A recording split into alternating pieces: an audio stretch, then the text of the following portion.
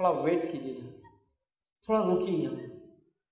7 लोग जो अर्श के साये में होंगे उस रोज, जिस रोज कोई साया ना होगा, उसमें एक शख्स वो है जिसने अपनी जवानी को इबादत में गुजारा। गोया अल्लाह रब्बुल इज्जत जवानी की इबादत को पसंद करता है।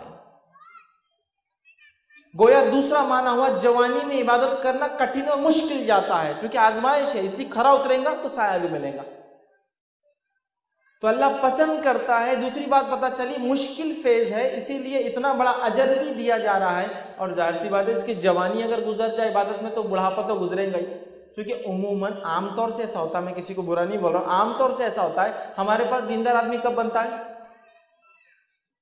58 में अर्ली रिटायरमेंट लिए, 58 साल की उम्र में, फिर बोले अब हज को जाके आएंगे। अब कहाँ जाके आएंगे? हज को जाके आएंगे। फिर हज को जाके आके फिर वो खशखशी थोड़ी सी रखकर अब अल्लाह अल्लाह करते हुए तस्बीह लेकर मस्जिद का कोना पकड़ लेंगे। अच्छा, ये तो वो लोग हैं जो कम से कम बुढ़ापे का सही इस्तेमाल करें। कुछ तो ऐसे होते हैं अल्लाह अल्लाह के बदले रिमोट कंट्रोल लेके बढ़ जाते हैं, पोता पातियाँ साथ है और चलो दादा क्या कर रहे, मैचेस, फिल्में, ड्रामे, चूंकि खाली रिटायर्ड हो गए, तो ये हम करते हैं। लेकिन एक अफसोस का पहलू इसमें क्या है मालूम, बुरा मत लग लीजिए, एक अफसोस का पहलू, अफसोस का पहलू ये कि जब दुनियावी हुकूमत बोल रहे आप हमारे काम के लिए जॉब छोड़ दीजिए, तब हम बोल रहे अल्लाह हम तेरे लिए, तब हम बोल रहे अल्लाह हम तेरे लिए। जब दुनिया बोल रही है आपकी हमको जरूरत नहीं है, निकल जाओ, तो अल्लाह ताला भी बोल रहा प्राइम अच्छी चीज चाहता है अल्लाह ताला। और अच्छी चीज क्या है कि इंसान की जिंदगी की जवानी।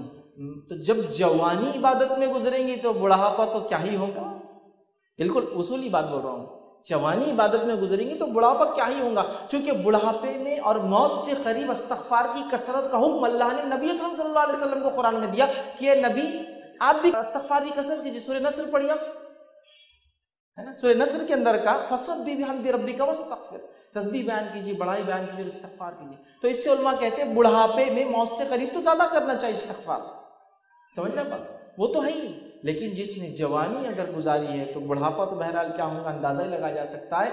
तो जवानी, तो ऐसा नौजवान जिसकी जवानी इबादत में गुजरी हो, अल्लाह के अर्श के साए के नीचे होगा, कितनी बड़ी फजीलत है। हम अपनी जवानियों को बिल्कुल भी ज़ाया ना करें, उसका एक एक पल सही से इस्तेमाल करें। अल्लाह